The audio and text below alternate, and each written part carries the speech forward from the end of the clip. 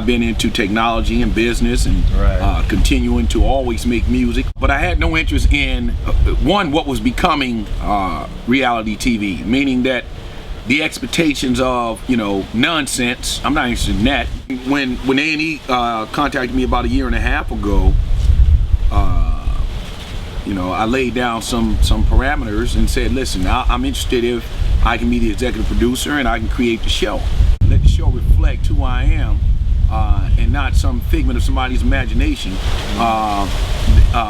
Then I'm interested in doing it. Well, people will be seeing the real man, father, uncle, husband, and then the entertainer. Wait, before that, businessman, and then the entertainer, MC Hammer. Our marriage was built upon love. There was no Hammer time, just Stanley. All my kids are well balanced. The way you hear me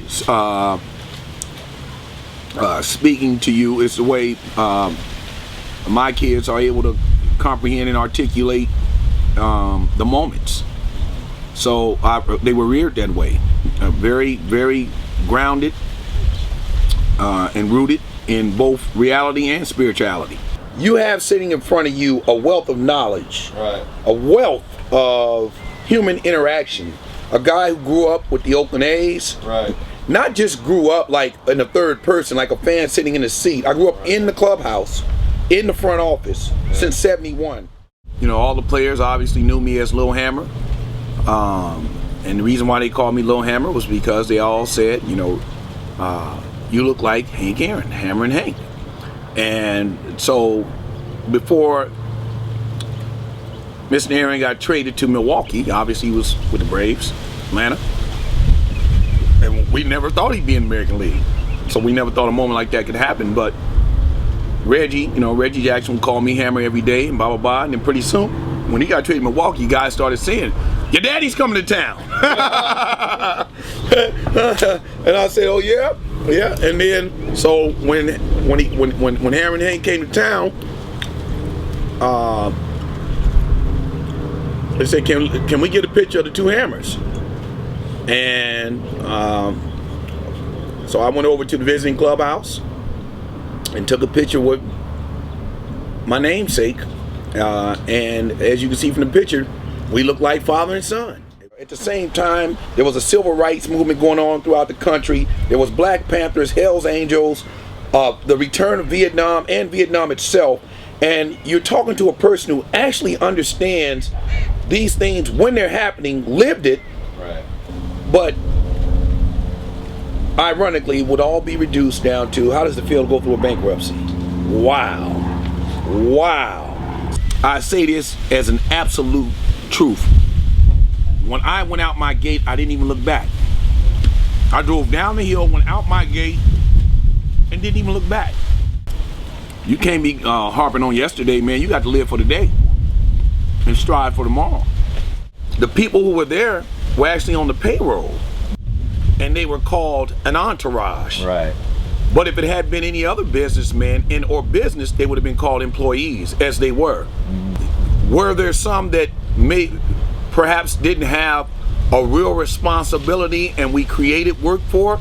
Absolutely, because the other side was put them back in the middle of the crack war where lives were being lost indiscriminately. Every song that you create is one of your children. The one that's on the top of the chart isn't any more special to me than the one that's not on the chart. I'm as happy with living in a world like this off the Too Legit to Quit album, and my interpretation of Why Can't We Live Together before the LA riots. Those songs today mean as much to me as Too Legit to Quit or You Can't Touch This. Real strong men don't shed tears, all that nonsense, that we were taught. Those are things that give you ulcers and that kill you and shorten your life. Give you stress and bring on disease, cause the body to malfunction because you keep all of your emotions internalized. You won't share them. I got a song called Looking Out the Window. Yeah. It'll be on a new album. Okay. And one of the verses says, I kept my love inside of my head, and that's why I'm laying in an empty bed with so many thoughts that I should have said, and now I'm sitting here feeling halfway dead. Wow. With you gone, I don't have no life. It was no doubt, baby, you were my wife. Now I'm sitting here just sick and simple, looking, missing my love, looking out the window. You got me looking out the window.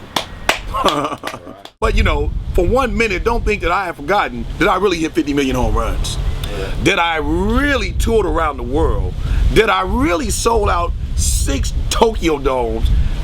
I sold 50 million. Yeah. I don't care about the current guy going side to side, jumping up, turning a flip. Might be hot this year, next year. Call me when he get to 50 million, man.